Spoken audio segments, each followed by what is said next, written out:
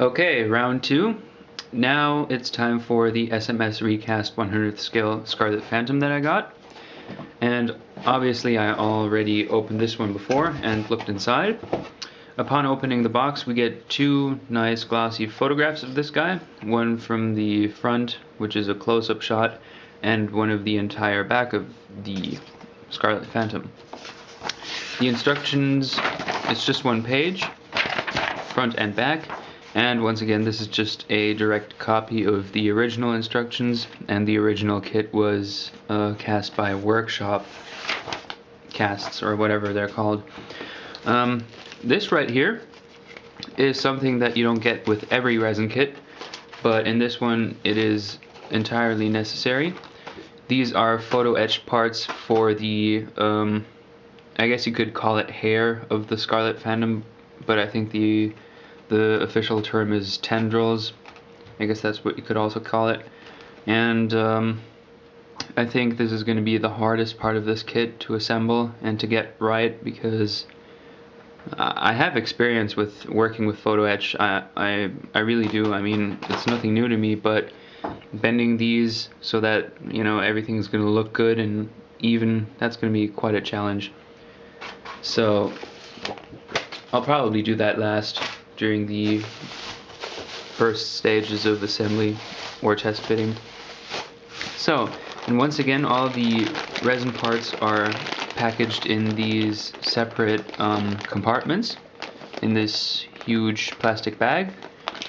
And unlike the Engage October SR1, this is a very yellowish resin.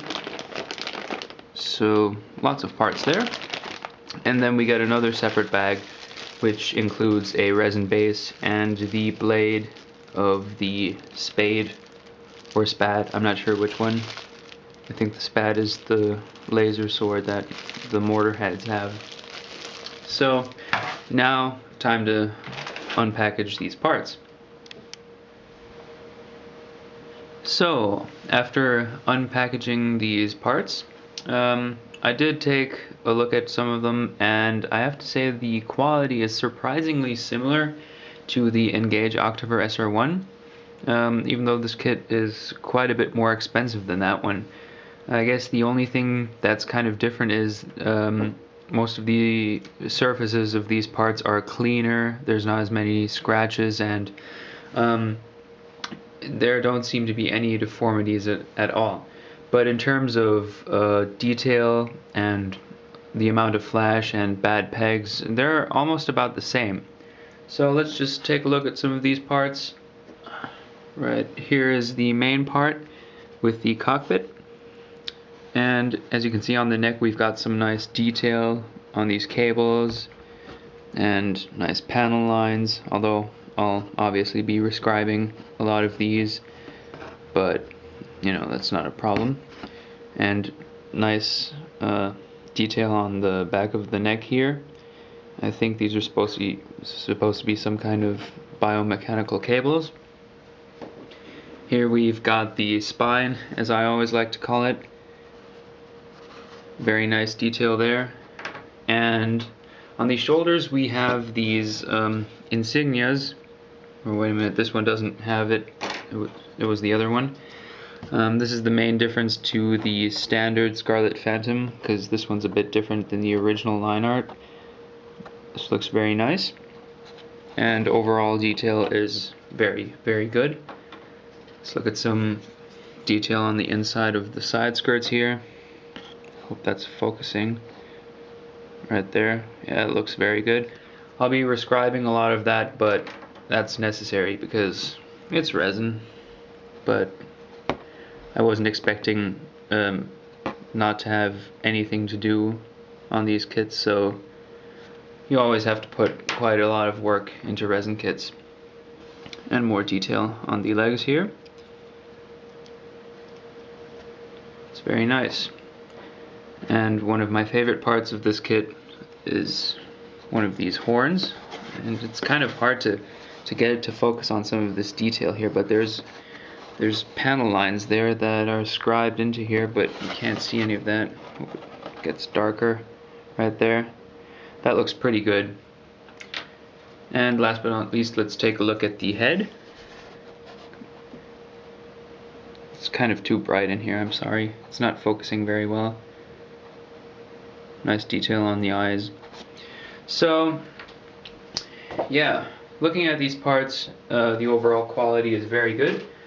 One thing that I found nice is that we get two different kinds of hands holding onto the sword, because if you've seen this kit, you'll notice that this is going to be displayed with the spade or spad over the shoulder, and we get two different kinds of hands for that.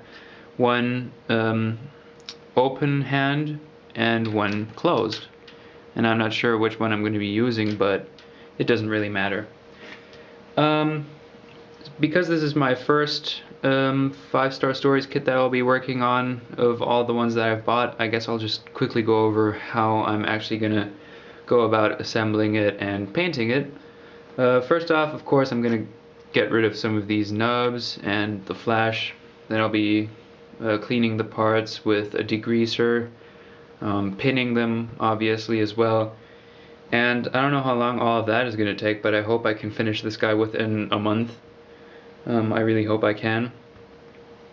In terms of the color scheme, I will be painting it in the red color scheme because there's an exact same Phantom in white and black.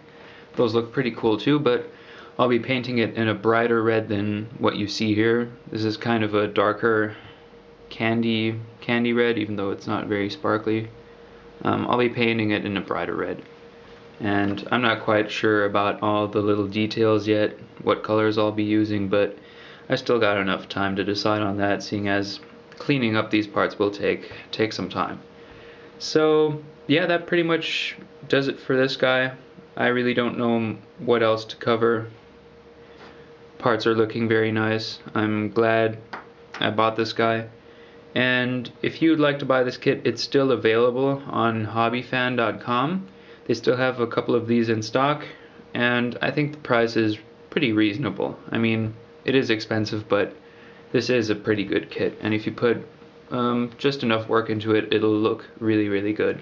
So, with that, I hope you enjoyed these two unboxing videos of two very nice 5-star story resin kits, and hopefully I'll see you in the next video.